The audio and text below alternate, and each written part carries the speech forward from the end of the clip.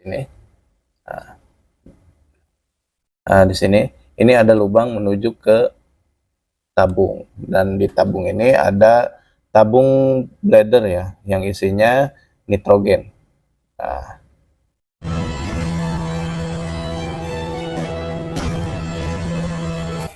Oke, assalamualaikum warahmatullahi wabarakatuh. Bertemu lagi di Sub Channel.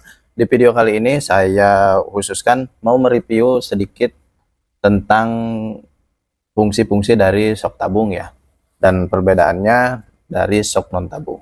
Oke, jangan berlama-lama lagi. Yang baru bergabung silahkan subscribe channelnya, like, komen apabila ada yang ditanyakan, dan nyalakan loncengnya supaya bisa dapat terus notifikasi video-video terbaru dari Sub Channel.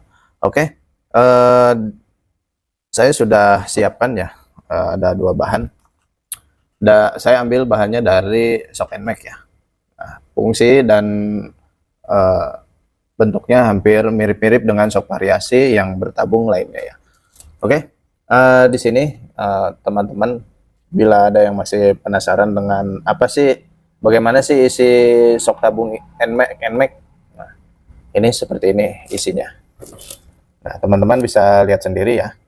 Nah, saya akan jelaskan bagian-bagian apa saja yang ada di shock tabung NMAX ini. Nah, ini saya sudah belah ya, biar kelihatan area dalamnya. Yang utuhnya seperti ini. Utuhnya seperti ini. Nah, ini original ya. Ini original. Oke, lanjut. Di sini saya mulai dari bawah ya, dari ini. Nah, ring penutup seal. Nah, ini ringnya di bawah. Ada seal abu di sini di bagian bawahnya, di atas ring. Lanjut ke seal oli. Nah, seal oli dan ke bantalan seal ya. Nah, ini damper atau bushing dari seal. Nah, buat untuk jalur as juga. Nah, ini. Terus ada per ribbon. Nah, ini ini damper ya. Per damper ribbon. Jadi saat shock kembali ke atas tidak langsung jeduk ya. Nah, ini yang menyebabkan bila ada kerusakan, bocor dan shocknya jadi jeduk. Nah, ini yang menyebabkan jeduk seperti ini. Nah, karena pernya tidak maksimal ya, karena ada kebocoran oli. Lanjut ke ini kepala piston area dalam ya. Dan ini yang kuning yang saya cat, ini saya warnai ya kuning, itu linernya. Nah, liner. Lanjut ke jalur oli. Nah, jalur oli ada di bagian dalam di sini. Nah, teman-teman bisa lihat di sini. Nah, di sini ini ada lubang menuju ke tabung, dan di tabung ini ada tabung bladder ya yang isinya nitrogen. Nah, ini. Dan khusus untuk shock NMAX ini nitrogennya tidak bisa diisi ulang, dia langsung ada dari pabrikannya langsung terisi ya. Nah, dan di tabung ini bukan hanya nitrogen saja yang ada di tabung ini, tapi oli juga ada masuk. Cuman untuk shock variasi seperti ini, dia tidak langsung bercampur dengan oli udaranya, jadi terpisah ya. Nah, ini yang menyebabkan shock tabung itu maksimal dan stabil ya. Jadi saat lama digunakan shock itu, ini kan full oli, jadi tidak bercampur dengan udara saat piston naik turun. Nah, jika ada udara terjebak di sini, ini akan menjadi buih. Nah, oli dan udara bercampur menjadi buih dan mengakibatkan shocknya ngempos. Nah, bisa paham ya teman-teman. Jadi sistem ini berlaku di shock yang lain ya, bukan hanya di shock NMAX saja. Jadi di semua shock yang bertabung, yang tabungnya fungsi, itu seperti ini isinya. Nah, sistemnya sama.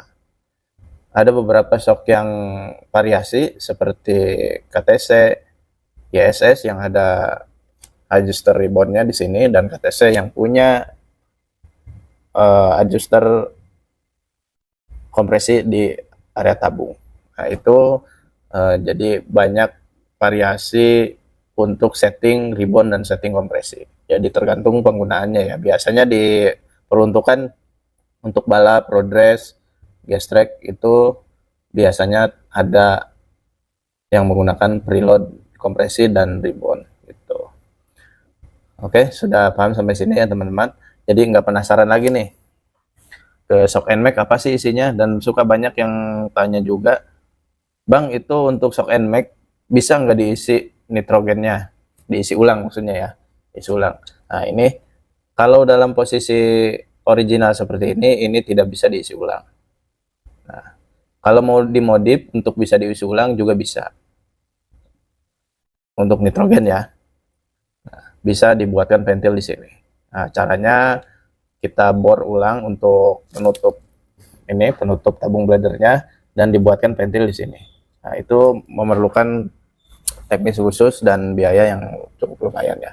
Ada juga yang simpel, dibuatkan ventil di sini. Ini kan pembuangan oli dari shock NMAX ada, ditambah ventil di sini.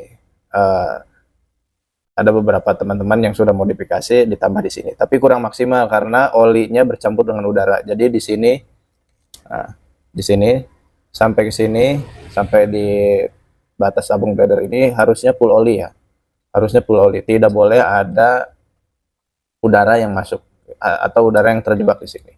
Kalau ada udara yang terjebak di sini saat pemakaian jangka panjang, nah seperti ini, itu akan mengakibatkan olinya berbusa, bercampur dengan udara, dan shocknya tidak maksimal. Kalau dibuatkan ventil yang ada di sini, dibuatkan ya. Nah, dan di penjelasan tentang ribbon itu, ribbon adalah proses kembalinya shock pemanjang seperti semula ya. Nah, seperti ini.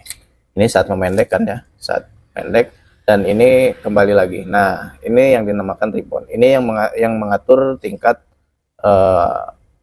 peredaman suspensi pada shockbreaker. Nah, gitu.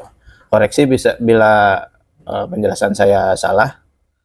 Mudah-mudahan tidak terlalu banyak salahnya ya, karena saya juga masih belajar dan coba menjelaskan tentang shockbreaker. Nah, karena banyak teman-teman, Bang, kalau diisi ulang nitrogennya bisa enggak? Nah, saya coba jawab, kalau posisi dalam kondisi standar ini tidak bisa, harus ada modifikasi.